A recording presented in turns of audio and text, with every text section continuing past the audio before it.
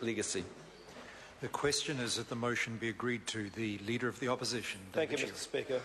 I would join with the government and all the members of the House in conveying the sympathies and condolences of the Labour Party to the royal family and the people of Tonga on the death of King George Tupou V. He died aged 63. It is a loss that I know was felt keenly right across the Pacific, obviously in Tonga, but all those Tongans also living in New Zealand as well. His legacy will be a proud and democratic Tonga.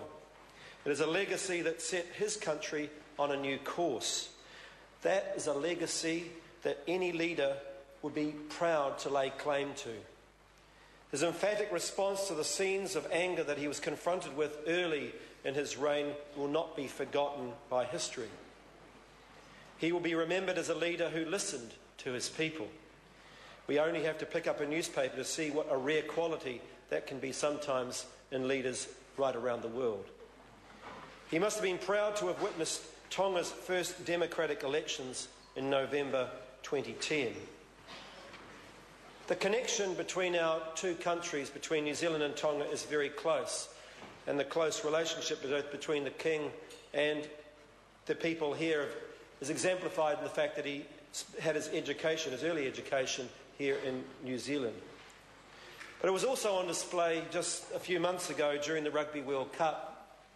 It was a game that involved Tonga that brought the tournament alive, that first game. It was, in some senses, the King's legacy that closeness was in fact seen there on the rugby field. The King's legacy, I think, in some ways is unfinished.